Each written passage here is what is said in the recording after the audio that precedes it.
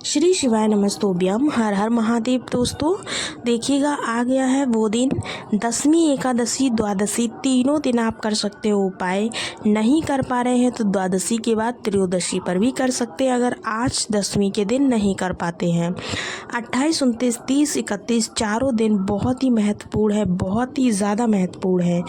3 दिन लगातार आपको इस उपाय को करना है। या तो आप दसवीं एकादशी द्वादशी को कर लीजिए या फिर एकादशी द्वादशी और तेरस को कर लीजिए।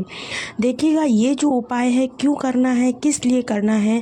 अगर आपको स्वप्न में बुरे सपने दिखाई देते हैं, किसी चीज़ से भय लगता है सोते समय, या डर लगता है, या फिर स्वप्न में आरती दिखती है किसी की, या फिर आपके घर में कोई अधोगति में चला गया है, या आपके घर में पितृदोष है, इन सब चीज़ों को दूर करने के लिए आपको इस छोटे से उपाय को ज़रूर करना चाहिए। कल है अजा एकादशी।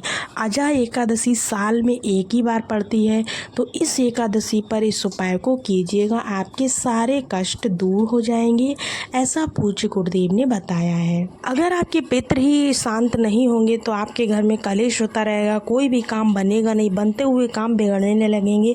तो इन सभी चीज़ों से बचने के लिए आपको ये उपाय कल के दिन या फिर 3 दिन लगातार करना है। क्या करना है आपको, एक रोटी या पूड़ी जो घर में सबसे पहले बने कल के दिन या आज के दिन, तो उस रोटी और पूड़ी को तीनों दिन लगातार आपको ले जाना है। या तो आप दसवीं एकादशी द्वादशी पे ले जाइए या फिर आप एकादशी द्वादशी और तेरस पर ले जा सकते हैं।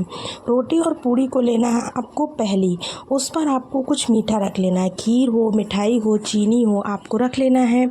रखने के बाद उसको गाय माता को खिलाना है। गाय माता को ऐसे ही नहीं खिला देना है कि आप ले गए और खिला दिया, नहीं, आपको खिलाते समय एक नाम लेना है जो है सोमप पितर का नाम। क्या नाम लेना है? सोमप पितर का नाम लेना है। इस नाम को लेकर ही गाय माता को खिलाना है। ऐसा करने से आपको जो भी बुरे स्वप्न दिखाई देते वो नहीं आएंगे, जिस भी चीज़ से भय लगता है वो नहीं लगेगा, डर लगता है वो नहीं लगेगा। अगर स्वप्न में अर्थी वगैरह दिखती है तो ये नहीं दिखेगी, बंद हो जाएगी दिखना। अधोगति में जो चला गया है वो तर जाएगा और जो भी पितृदोष होगा वो आपके ऊपर से हट जाएगा। अब आप सोचेंगे इस उपाय को किस समय करें, तो आप पूरे दिन में किसी भी समय इस उपाय को कर सकते हैं। कहने का मतलब है, रोटी सुबह ही बनेगी तो सुबह निकाल कर रख लीजिए, दिन में जिस भी समय आप जाएं बाहर या गाय के पास तो आ जाएगा आपके गेट के पास, तो आप उस समय आप उसको खिला सकते हैं। इसका कोई भी समय निश्चित नहीं है, लेकिन ये उपाय आपको करना तीनों दिन लगातार है, किसी भी दिन आपको छोड़ना नहीं है। बढ़ते हैं अगले उपाय की तरफ। तो देखिए, कल है अजा एकादशी। अजा एकादशी पर आपको कर्ज से मुक्ति का एक उपाय बताने जा रहे हैं, जो कि पूज्य गुरुदेव ने अभी हाल ही की कथा में बताया है। बहुत ही प्यारा, बहुत ही अचूक उपाय है। देखिए करना क्या है, कर्ज मुक्ति के लिए जिस पर बहुत ज़्यादा कर्जा हो, धन उसके पास बच ही ना रहा हो, पैसा तो बहुत कमाता है लेकिन बचा नहीं पा रहा है, तो वो इस उपाय को ज़रूर करे। करना क्या है, आपको एक बेलपत्र लेनी है। बेलपत्र कहीं से भी कटी पिटी ना हो, सफ़ेद फूल लेना है एक, दोनों की संख्या एक ही होगी। जल लेना है अपने घर से। सबसे पहले मंदिर में जाकर माथा टेक कर घंटी बजाकर आपको बेल पत्र को महादेव के शिवलिंग पर समर्पित करना है। डंडी वाला भाग अपनी ओर रखना है। उस बेलपत्र के चढ़ाने के बाद आपको उसके ऊपर ही सफ़ेद पुष्प को चढ़ा देना है। इसके बाद जो जल है उसको चढ़ाने की एक नियम है। क्या करना है, जल जब भी आप चढ़ाएंगे तो उसकी धार टूटनी नहीं चाहिए। इस तरह से आपको जल चढ़ाना है कि शिवलिंग पर जब जल चढ़ा रहे हों तो उसकी धार को टूटने ना देना है। उसके बाद जल चढ़ाने के बाद आपको नंदी के पास बैठकर, कहाँ पर, नंदी के पास बैठ जाना है। वहाँ बैठकर आपको 3 बार स्वधा नाम स्मरण करना है। स्वधा स्वधा स्वधा 3 बार बोलना है।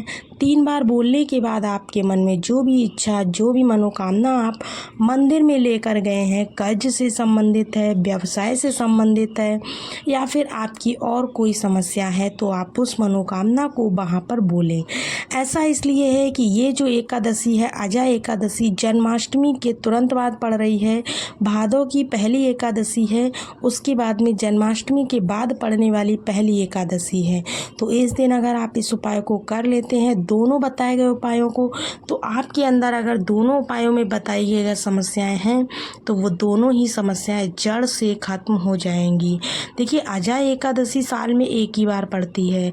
एकादशी जितनी भी पड़ती हैं साल में, सब अपने आप में महत्वपूर्ण होती है, लेकिन हर एकादशी पर अलग अलग तरह के उपाय करने का नियम होता है।